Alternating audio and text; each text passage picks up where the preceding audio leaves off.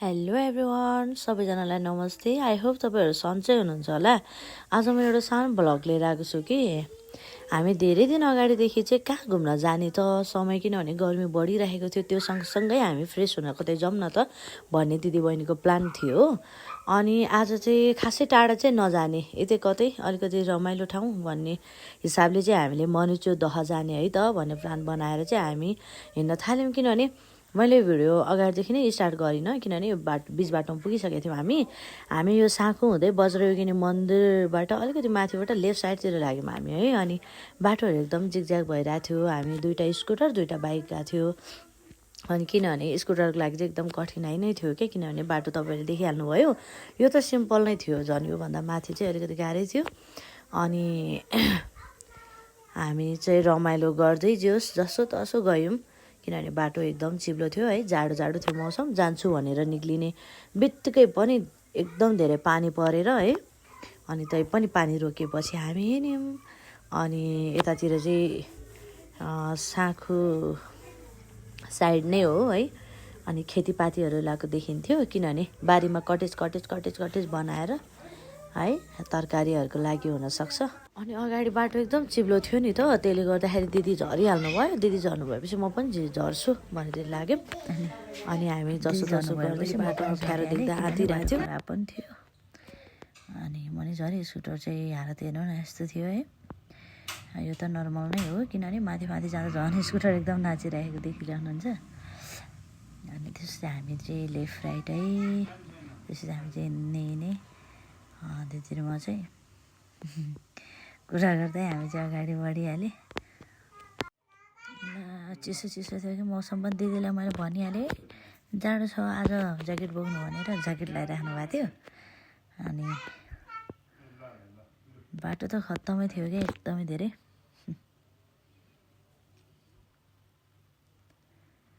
माथिबाट बिचमा हामीले माथि मणिजुदबाट फर्किने मान्छेहरू पनि धेरै भेटेको थिएँ। बाटो सोद्धाखेरि एकदमै हात्तिने पार्नुभयो क्या झन्।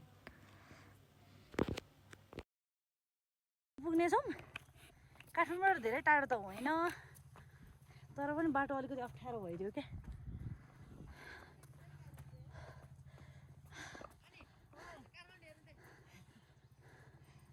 बिना गीतले नाचिरहेछ त।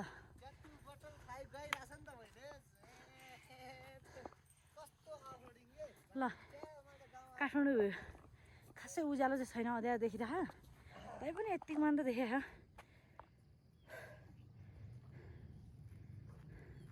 तर यो ठाउँमा नयाँ पुग्ने चाहिँ कम नै हुन्छ, प्रायः जस्तो आइरहेको नै हुन्छ यहाँ। तर कति पहिले चाहिँ थाहा हुँदैन,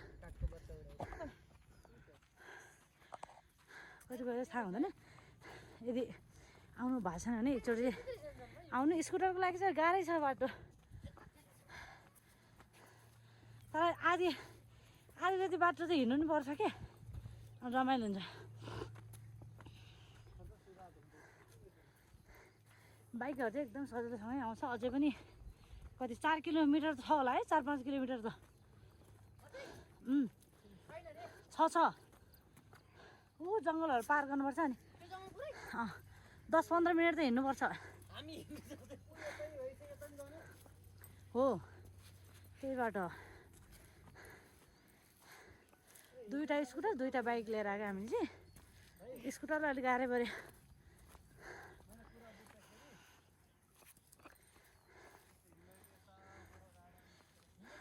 कान्छेहरूको बाइक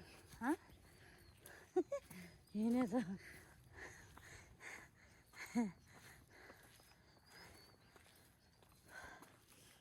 माथि गएर तपाईँहरूलाई देखाउँछु ल मणिचुद कस्तो छ भनेर। ओ स्पिकर ल्यायो, नाच्नुपर्छ ल।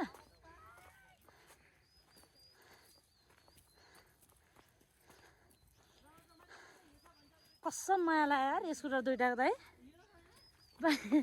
बाटो यस्तो छ बिचरा।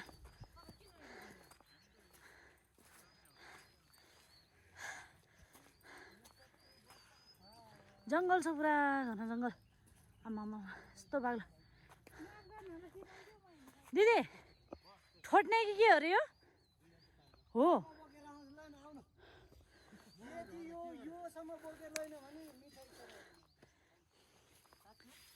ओए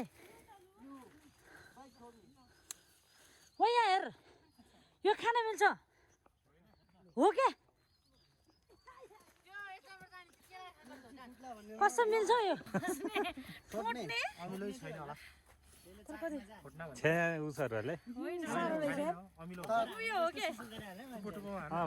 होइन चुप बनला खाल्ला जिम नखाए मिल्दैन के यो त यो भित्रै यस्तो छ अलि बेलै भएर केही हुँदैन यस्तै खाने त यो खाने हो होइन तर पनि हाम्रो चरा जस्तो चिल्लो चाहिँ नहुँदो रहेछ के किरा हो कि अहिले बिच यो भित्र चाहिँ कसरी त्यस्तै हो यस्तै हो खाने हो अमिलो हुन्छ क्या छिपिया छैन क्या योलाई त हामीले होइन पहिला त त्यो पुरै केलाएर नुन खोर्सानी हालेर पिनेर अचार हुन्छ तलै तलै तलै अमिलो हुन्छ नि भाइ बुढोमा बोक्छ हुनुहुन्छ बोक्नु त ल जे जोडी सुहाएको छ यार कसम भनेको हाइट पनि ढाडे पनि त्यस्तै थट यार कति हिँड्नु पनि यार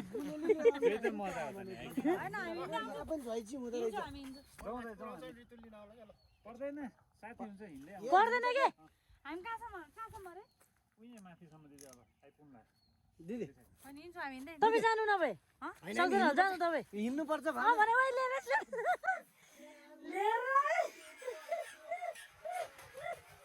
त्यसपछि यहाँ आइसकेपछि माइल दिदी त म त बाइक हिँडेँ है भनेर पनि जान्छ होइन सँगै हिँड्नु भनेर भाइले चाहिँ तारा ल्याउँदै फाइनली फर्केर आउनु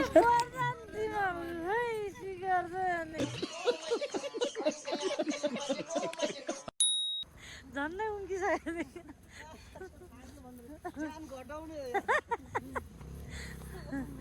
के बोकेछ होला के छ खाजा हो रेनकोटमा किनभने हिँड्नै मानिरहनु भएको थियो नि फेरि पनि चढ्छु भनेर भाग्नु है हामीले जस्तो तस्तो रोक्न सफल भयौँ हिँडाउन सफल भयौँ अब चाहिँ हामी अगाडि जाउँ है के जस्तो हुन्छ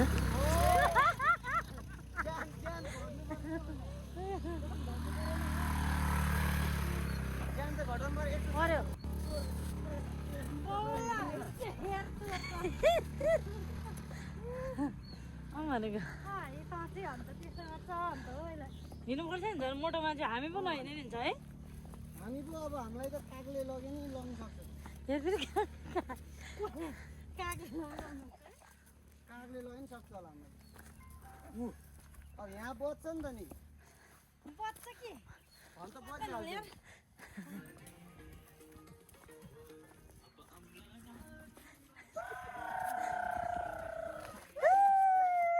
भाइ मजा आयो यस्तो त नि देउरालीको बाटो हिँडेको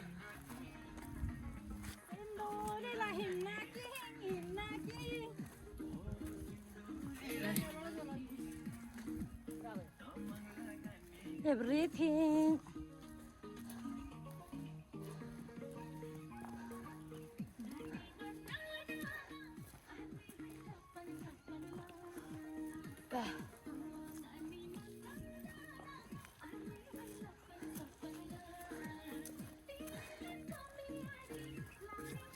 Non sapanla.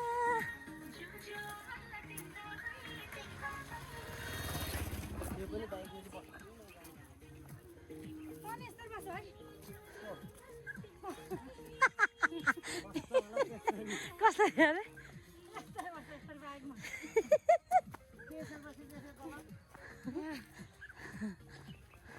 मेरो ससुराली चाहिँ यही हो क्या यो घर यो घर हो क्या मेरो यो चाहिँ यो घरको छोरीचेलीसम्म पुगेछ है आइज भिडियो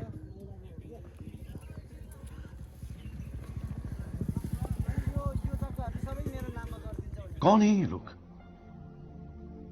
कहाँ से आते हैं ये? तिमी कहाँ नाम सबको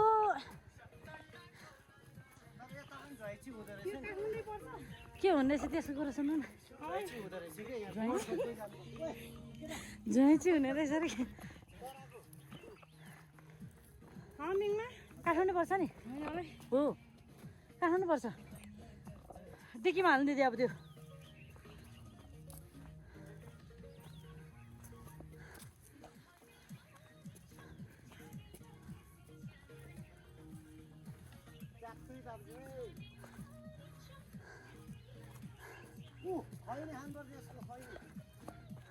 मलाई लिएन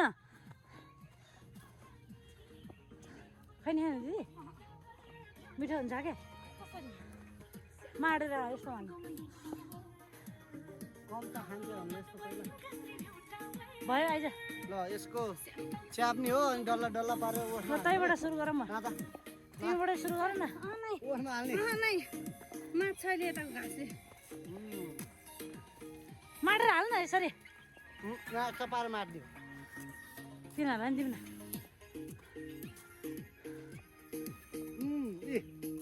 यहाँ हाल्ने पोल्छ यार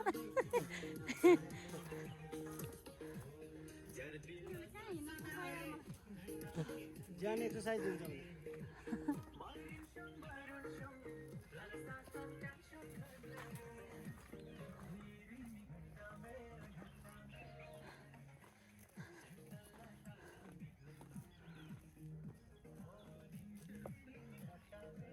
तर यसो नामले हँसिए बोकेर आएको भए म एक घडी स्याउन लड जान्थेँ के लाग्छ यार मान्छेलाई मान्छे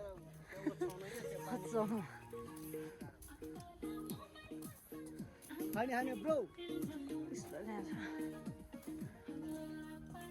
खैनी खैनी खाएको असैले पुलुङ पुलुङ ऐसेले खायौँ त्यसपछि चाहिँ होइन ऐसेले पनि पाकिरहेको रहेछ न दिदी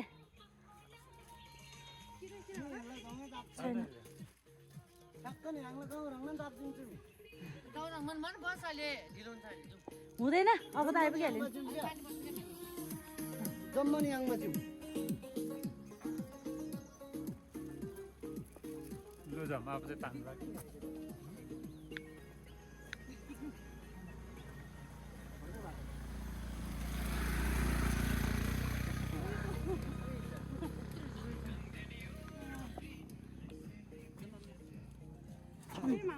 न ठ्याक्कै सुत्लो पुत्लो दुरुस्तै जे पनि हुँदो रहेछ झ्वाइँ सुत्खान भाइ घाइती भने के हो घाइँची भने त्यो गरेर मोड लाउने के 5 घन्टा बाद चिजे भन्दा मलाई लेट्स गो फाइनली यहाँदेखि चाहिँ बल्ल बल्ल दिदी बस्न पायो अनि त्यसपछि हामी लाग्यौँ जमजम तर मान्छेहरूले माथिसँग लगिरहेको छ क्या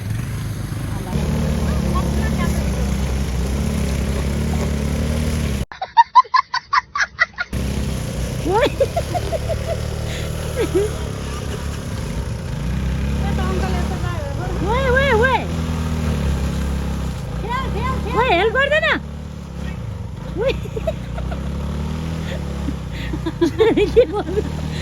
कता चलाइरहेको खत्म bye bye tata good bye गया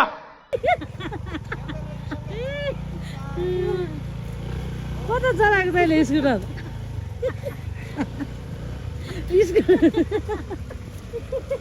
पुरा चाक चाहिँ पूर्वै फर्केछ त हो नि यहीँ राख्ने अब जाउँ यस्तो अप्ठ्यारो चाहिँ बाटो जाउँ के भएछ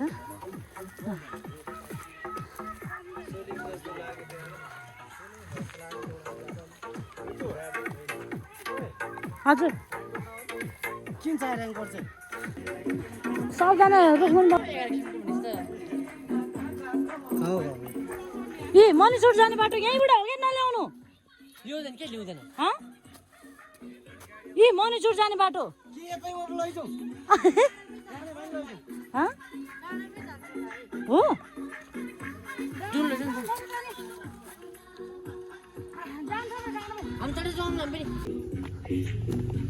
यस्तो गीत नबजाउ है तामाङ सेवा बजाउने एउटा हिँड्दा नि हो यतिको रमाइलो गर्न चाहिँ चाहिन्छ गर्ने हो खुट्टा यहाँसम्म गर्ने हो यसरी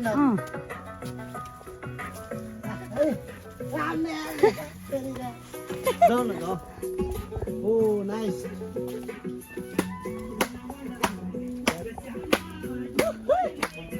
ओ छोरी तिम्रो झोलामा के छ च्याउ छ आमा मामा मामा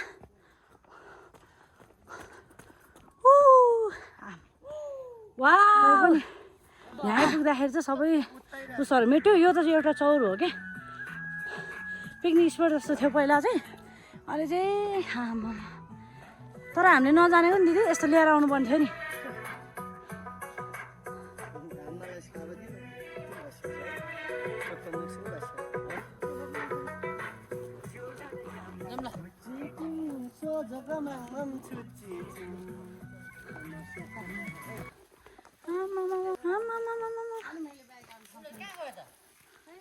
अब डेन्जर गाह्रो हुने भयो नि मैले त्यहीँ राखेको हो भनेको कस्तो डेन्जर घाम लागिरहेछ साथीहरू हेर्नु न आमामा ल अब एकछिन हामी टिकटक सिकटक बनाउँछौँ है नाच्छौँ पहिलाभन्दा धेरै नै चेन्ज भएको हो आकाश पातलै चेन्ज भएको हो पहिला चाहिँ यो ध्वजाहरू एकदमै कम थियो वारपार सबै दह देखिन्थ्यो भने अहिले चाहिँ आकार पनि देखिँदैन दहको तर दामी तर अलिकति यो ध्वजाहरू धेरै भयो कि है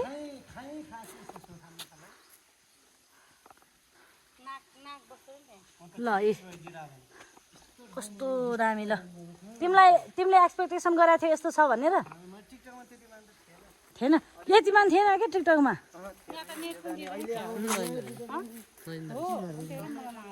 ल भाइ आमा वाउ जस्ट म फ्रेस भयो बेलुका घरमा फर्किन पायो बेलुका चाहिँ के 1-2 घन्टामै फर्किन पायो क्या त्यहाँबाट तपाईँले 2-3 घन्टा नभनौँ 3 घन्टाको समय 4 घन्टाको समय लिएर आउनुभयो भने मजाले टिकटकहरू बनाएर फर्किन सकिन्छ क्या हामी यो